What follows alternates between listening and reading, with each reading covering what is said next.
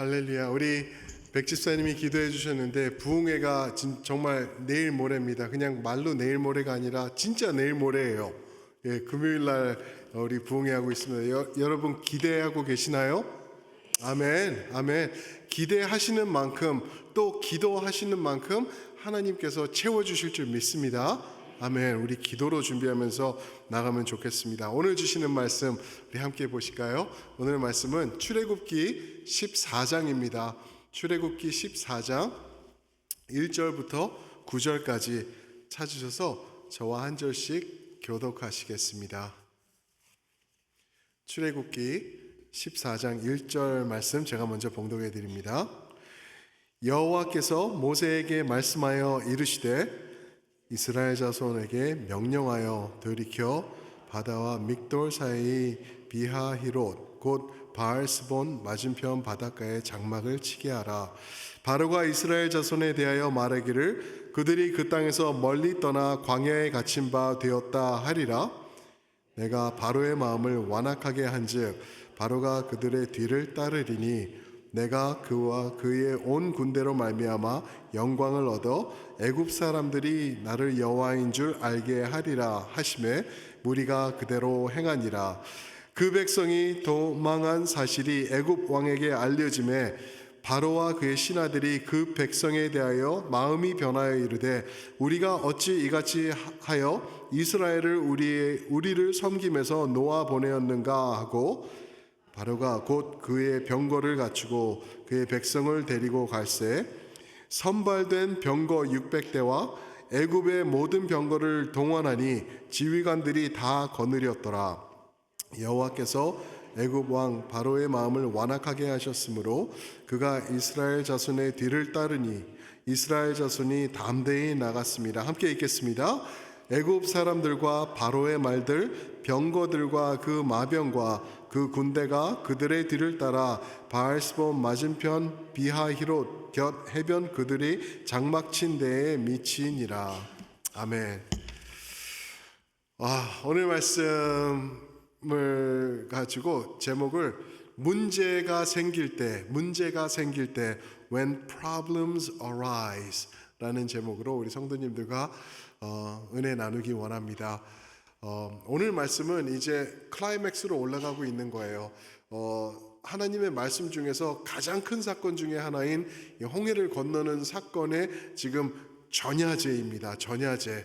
오늘 아는 플로리다 아는 분하고 통화를 하는데 거기는 지금 폭풍 전야제로 지금 허리케인 4등급까지 올라갔대요. 항상 3이었대요. 항상 3이었는데 지금 4가 돼가지고 지금 아주 조용히 그냥 이슬같이 비가 계속 오고 있는데 너무 무섭다고 그렇게 얘기를 하더라고요. 홍해를 건너기 전야제 지금 이 순간입니다. 이 그림을 오늘 설명해 나가는데 얼마나 무서운 상황인지 우리 볼 수 있을 거예요. 근데 저는 이제 인생을 많이 살지는 않았지만 이제껏 살아오면서 또 살아갈수록 깨닫는 것이 하나 있는데 그게 뭐냐면요, 인생은 문제의 지속이다라는 것. 맞나요? 동의하시나요? 무슨 문제? 저는 그런 일 없습니다 하시는 분 계시나요? 당신은 축복받은 사람인 그런 줄 압니다. 근데 아무도 없을 거예요. 왜 그러냐면은 가면 갈수록 문제가 커지더라고. 요거만 지나면은 되겠지. 웬걸요. 지나니까 파도가 하나 지난 다음에 또 하나의 더 큰 파도가 오고 그걸 지나면 또 몰려오고 막 이러는 것 같이 엄청난 거를 우리가 볼 수 있죠. 그래서 인생을 잘 설계하면서 살아갈 수 있는 길은 좋은 보험을 드는 것이 아니라는 거예요.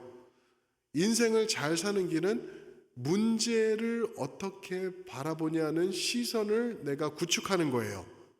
문제가 올 때 이 문제를 어떻게 바라보고 어떻게 반응하는지 그 지혜를 깨닫는 게 올바른 삶을 만들어가는 방법이라는 거죠. 특히 우리는 하나님의 백성들이지 않습니까? 하나님을 믿는 사람들이 하나님의 사람들이에요. 믿음의 사람들이에요.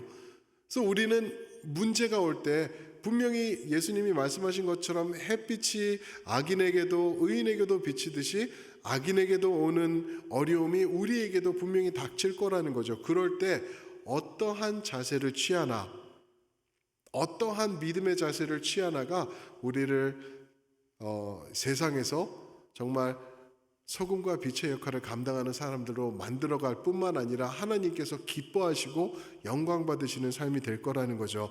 오늘 말씀에서 이제 이스라엘 백성들이 지금 말씀드린 대로 일생일대의 문제를 이제 직면하게 되죠. 바로 홍해 앞에 자신들이 서 있는 것을 발견한 거예요. 이 성경에서 보면은요, 홍해를 건넌다는 사건이 엄청난 사건이에요. 하나님도 거의 자랑하시든지 하시듯 말씀하세요. 너 홍해에서 내가 너희를 인도한 하나님이다. 기억해, 홍해에서 내가 너희를 끄집어냈다. 너희가 마른 땅으로 건너왔다. 계속 반복하세요. 그리고 큰 내용으로 한 26번, 구약에서 24번 홍해의 사건을 계속 반복하세요. 하나님에게서도 이거는 작지 않은 일이고 이스라엘 백성에서도 조상 대대로 내려오는 엄청난 사건이란 것. 그리고 사도행전 7장에 가서는 스데반 집사가 이제 쫙 설명을 하면서 이제 구약의 히스토리를 말하는데 홍해를 또 얘기하고 히브리서 11장 가서는 또 한 번 반복을 합니다. 그러니까 성경 시작부터 끝까지 계속 홍해가 중요한 내용으로 이렇게 나오고 있는 것을 볼 수 있죠. 그런데 이 말씀을 보면은 더 이상 갈 수 없는 상태인 것을 볼 수 있죠. 홍해 앞에 딱 진을 친 거예요. 진을 쳤어요. 그리고 거기서 더 큰 문제는 이제 뒤에서 누구의 군대가? 그렇죠. 애굽 바로의 군대가 막 쫓아오고 있어요. 근데 그냥 저것들 잡아 죽이자, 우리 화살 갖고 가서 그리고 창 갖고 가서 죽이자가 아니에요. 모든 군대가 오고 있어요. 모든 지휘관들과 이게 7절 9절 보시면은 나오는데 7절 참 희한하죠. 선발된 병거 600대와 애굽의 모든 병거, 그러니까 특별한 병거가 있었던 것 같아요. 한국에 지금 엄청난 그거를 무기를 만들어 가지고 세계가 난리라고 현무 5 뭐 그런 폭탄이 혹시 아세요 그거? 모르셔도 상관없는 건데 엄청난 거래요. 그냥 핵무기를 쓸 수 없는 나라에서 만들 수 있는 최고의 무기를 만들어 가지고 이거는 북한, 중국, 소련 다 쫄았대요 지금. 한국에서 그걸 만들어 가지고 대단하죠. 한국이 그냥 그 폭탄 그거를 풀어 놓으니까 우리가 할 수 있는 거를 만드니까 그냥 초토화할 수 있는 그런 거를 만들었대요. 근데 그런 느낌이 여기서 7절에서 들지 않으시나요? 선발된 병거 600대래요. 선발된 병거 600대. 현무 5 앞에 600대가 쫙 있는 것 같아요. 그리고 그 뒤에 애굽의 모든 병거를 동원해왔다. 모든 병거, 애굽에 있는 모든 군대들이 지금 한 곳으로 집중해서 오고 있는 거예요. 뿐만 아니라 지휘관들이 다 거느렸대요. 그냥 장군들이겠죠. 장군들, 리더들, 군대 그냥 뭐 5성급, 4성급, 3성 이런 사람들이 앞에서 다 진두지휘하면서 모든 군대가 움직이고 있습니다. 9절 애굽 사람들과 바로의 말들, 병거들과 그 마병과 그 군대, 그러니까 애굽 사람들까지도 나도 갈래. 내가 왜 그 사람한테 내 귀걸이, 팔걸이, 코걸이 다 빼줬지? 말도 안 돼. 우리 다 가자. 그래서 군대, 마병, 그리고 군인들, 애굽 사람들, 그들을 따라 모든 이 사람들이 이 한 곳으로 지금 몰리고 있는 거예요. 사면초가예요. 앞에는 바다가 있어요. 근데 2절 말씀해 보면은 양쪽 옆으로 뭐 바하이롯, 그 믹돌 사이 바하이롯고 바알스본, 믹돌이란 곳은 애굽의 가장 최북쪽이래요. 그리고 이 약간 그 클래프라 그러죠. 절벽 위에. 그러니까 거기서 초소가 있었을 거예요, 아마. 그렇죠? 그래서 저쪽 바다에서 누가 오는지 또 여기서 무슨 일이 있는지 그 끝을 경계하는 그러한 초소죠. 근데 거기서 보니까 이 이스라엘 백성들이 바다 앞에 선탠을 하러 왔는지 뭐로 하러 왔는지 좌우지간 다 모인 거예요. 그래가지고 바로에게 바로 연락이 간 거겠죠. 이스라엘 사람들이 지금 바다 앞에 이 코너에 몰렸습니다. 이거 어떻게 하면 좋겠습니까? 바로요.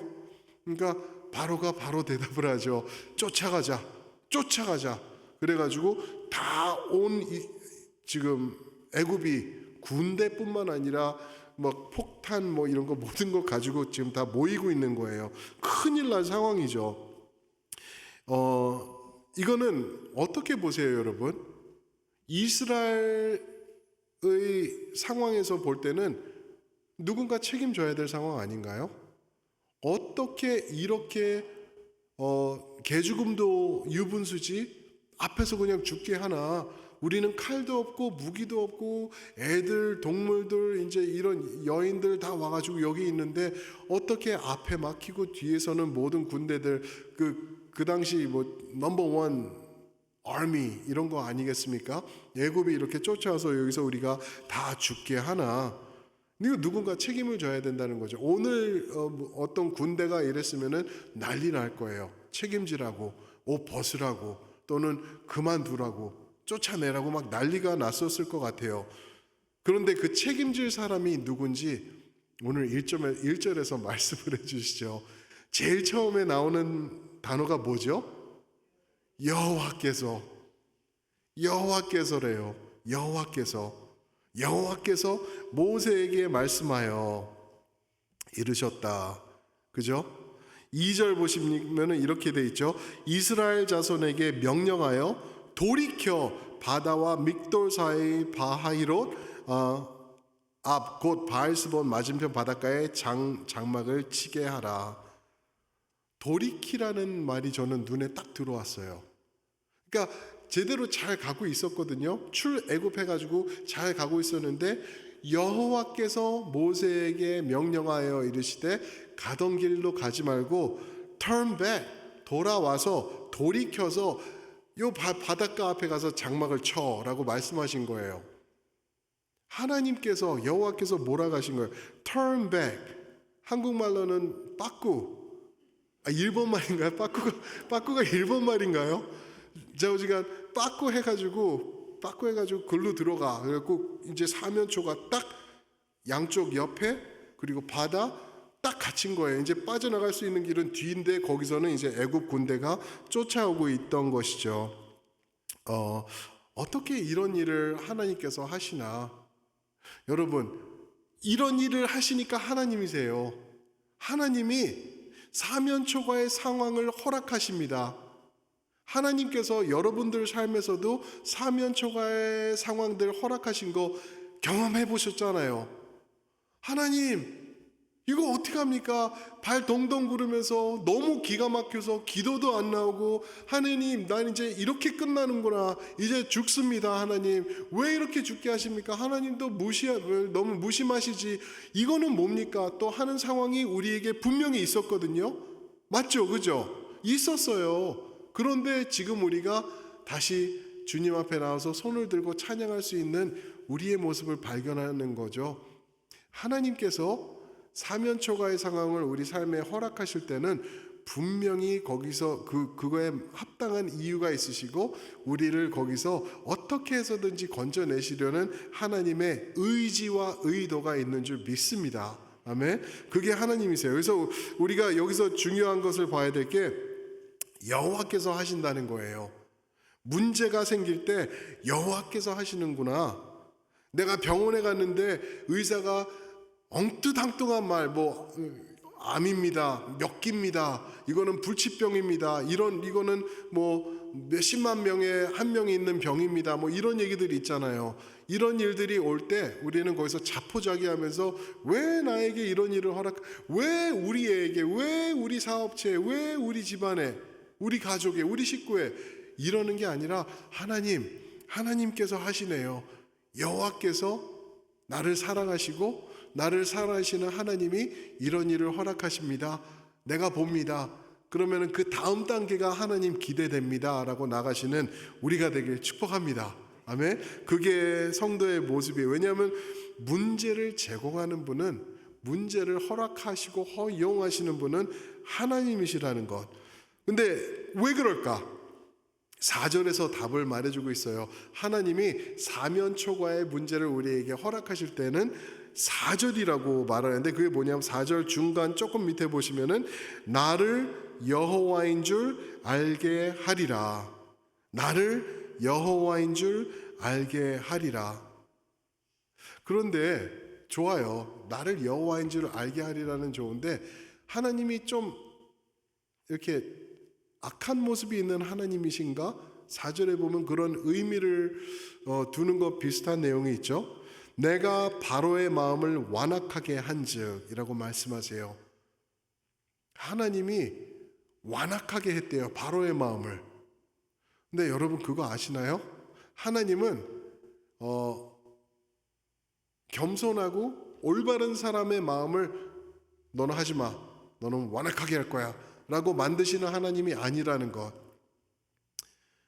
바로가 하나님 앞에 하나님이시여 저도 하나님을 인정합니다. 하나님을 믿습니다. 하나님 저를 용서해 주세요. 라고 하는 바로였다면 하나님이 그의 마음을 완악하게 바꾸지 않으셨다는 거예요.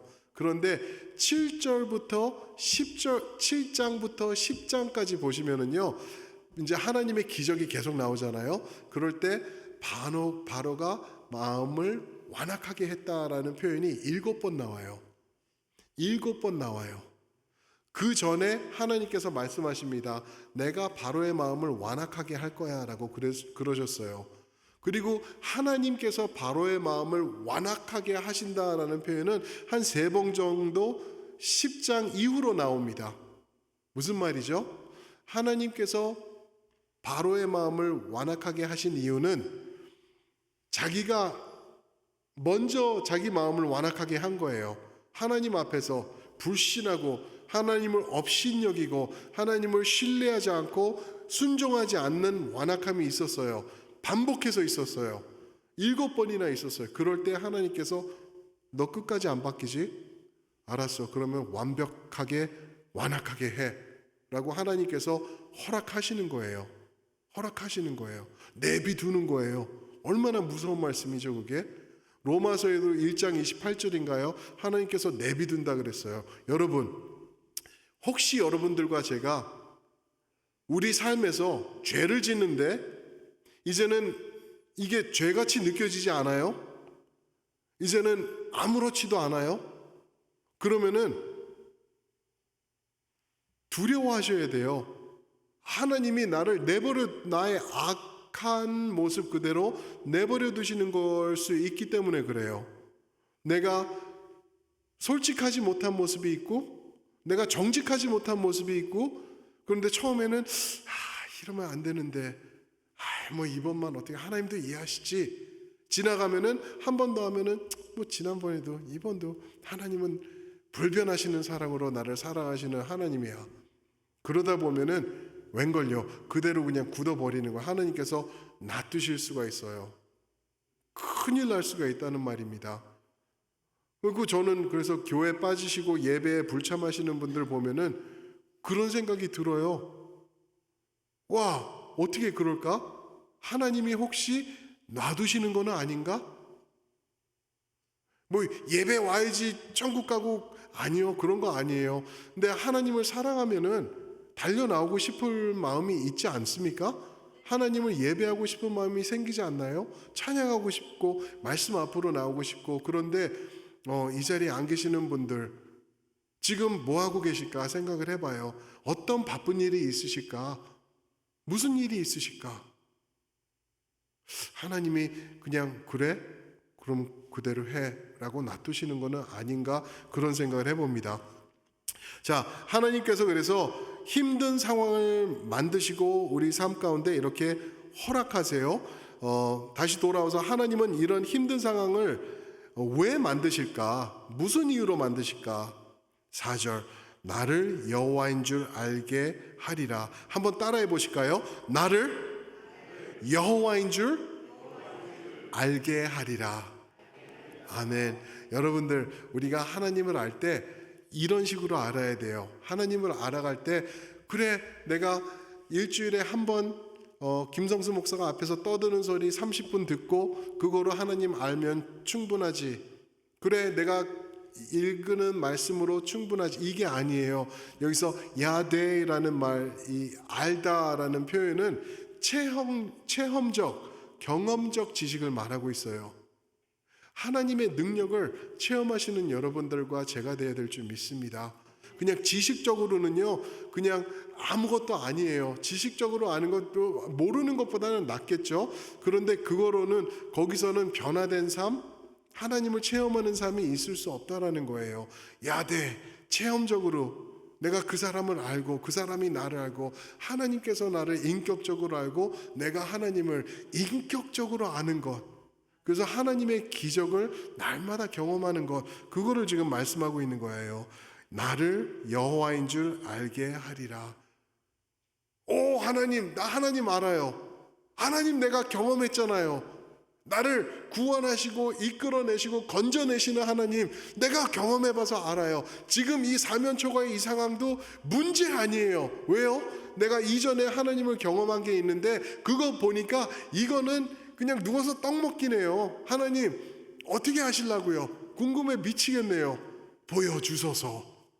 아멘. 그게 하나님을 알아가는 것, 그게 여호와를 아는 것이라고 말씀하고 계십니다.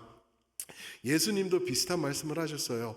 요한복음 9장에 보시면은 이제 길을 제자들하고 가는데 맹인을 만나요. 그죠? 그러니까 제자들이 이제 아는 체 하는 거예요. 주여, 내가 알기로는 저런 상황은 누구의 죄 때문에 저런 건데 저게 저 사람의 죄의 탓입니까? 아니면은 누구요? 부모의 탓입니까? 말씀하소서. 듣겠나이다. 이제 잘난 체 하는 거예요, 제자들이. 그럴 때 예수님이, 야, 모르는 소리 하지 마라. 저 사람의 탓도 부모의 탓도 아니다. 저렇게 된 것은 하나님께서 자신의 역사하심을 드러내기 위해서, 이거를 통하여서 하나님을 알게 하고자 하기 위해서 이런 일이 저에게 생긴 것이다 라고 말씀하십니다. 하나님의 하시는 일을 나타내고자, 다른 말로 하나님을 알게 하고자 하기 위하여서 저런 일이 된 것이다. 여러분, 혹시 눈이 머셨나요? 맹인이신가요? 그거는 내가 어떻게 보니까 재수없게 태어나서 이렇게 된 게 아니라 하나님의 능력을, 하나님의 살아계심을 나를 통하여서 선포하기 위해서 그렇게 된 거다 말씀하시는 거거든요. 내 삶에 혹시 문제가 있으신가요? 여러분들이 하나님을 믿으시면은, 하나님을 의지하는데 이런 있을 수 없는 힘든 상황이 있으세요? 그거는 뭐라고요? 하나님을 알게 하기 위한 방법이다라고 여러분들이 해석하시면은 틀림없는 줄 믿습니다. 하나님이요, 야, 저 인간은 어떻게 고통스러워하는지 천사들 다 모여봐. 여기 앉아봐. 우리 지켜보자. 쟤 고생하는 거 봐라. 이러는 분이 아니세요. 그러니까 내 삶에 아픔이 있고 힘든 게 있고 감당할 수 없는 일이 있다고 하면은 하나님께서 자신을 나타내기 위해서. 그래서 우리 기도는요, 하나님 이 문제 좀 없애주세요. 하나님 여기서 나를 자유케 해주세요. 또는 이게 뭐예요, 하나님? 뭐예요? 믿으면은 뭐 잘 된다면서요? 이게 하나님으로서 할 수 있는 일입니까? 이렇게 따지고 하나님을 원망하는 게 아니라, 하나님 무슨 뜻인지 모르겠는데 저 진짜 정말 아파요. 정말 힘들어. 죽기 일보 직전인데 하나님 나타내소서.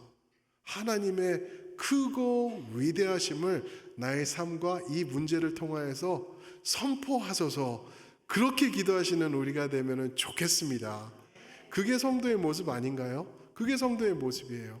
여러분, 이 하나님이 원하시는 것은 우리가 이 세상을 지나는 동안 아무 문제 없이 편안하게, 마치 미끄러져 가듯이 쫙 편안하게 가다가 나중에 끝에 가서 천국에 꼴딱꼴이 나는 게 하나님이 원하시는 게 아니더라고요. 하나님이 원하시는 것은 이 세상에서, 이 세상 사람들이 겪고 힘들어하는 것 똑같이 겪으면서 그 사람들의 증거가 되는 거더라고요. 당신은 소망 없잖아요. 당신은 아프고 힘들고, 나도 똑같은 일로 아프고 힘든데 당신의 그 고통의 끝은 어딘가요? 라고 하면은 이러다가 소망 없이 끝나는 거 아닌가요? 그런데 나를 보세요. 나는 당신과 다른 모습이 보이시나요? 나는 이런 모습이 있을 수 있는 거는 여호와 하나님께서 나를 붙잡고 계시고 이렇더라도 하나님께서 끝까지 나를 이끌어 가시고 책임짓는다는 확신이 있기 때문입니다. 그래서 누가 얘기했죠? 죽으면 아멘. 죽으면 죽으리라. 하나님께서 죽음까지도 우리에게 이끌어 가신다고 하면은 그러면 분명히 하나님의 더 큰 뜻이 있을 거라는 거죠. 그래서 하나님이 하실 거는 둘 중에 하나예요. 문제를 기적으로 바꾸시든지, 그러면 좋겠어요. 그죠? 문제를 기적으로 바꾸시든지 아니면은 문제보다 더 큰 축복으로 우리에게 더하시든지 그 둘 중에 하나라는 거예요. 중요한 거는요, 우리가 할 거는 낙심하지 않고 끝까지 하나님을 신뢰하는 건 줄 믿습니다. 여러분, 그게 신앙인 아닌가요? 그게 하나님을 의지하는 사람 아닌가요? 하나님을 믿는다는 거는요, 하나님을 믿고 나니까 문제가 없어지더라고요. 문제가 없어지고 아주 편해지고요. 좋아요. 그냥 좋아요. 그냥 뭐 문제가 전혀 없어요. 이거는 거짓말이에요. 그거는 기복신앙이에요. 성경은 그런 거 얘기하지 않잖아요. 그죠? 그런데 힘든데 하나님을 믿을 때 하나님께서 힘이 돼 주시더라고요. 나 지금도 눈물 나거든요. 지금도 힘들어 죽겠거든요. 근데 하나님이 지켜주시네요. 하나님이 해주시니까 소망이 있어요. 이 눈물 가운데 어떠한 기쁨이 있고요. 내가 낙심하지 않는 이유는 그거는 뭘까요? 세상 사람들이 없는 것, 그 신앙, 그 소망, 그 확신 우리에게 있는 줄 믿습니다. 아멘. 우리 그런 모습으로 살아가며 하나님을 드러내는 우리 모두가 되면 좋겠습니다. 우리 같이 한번 기도하면 좋을 것 같아요. 우리 기도하실 때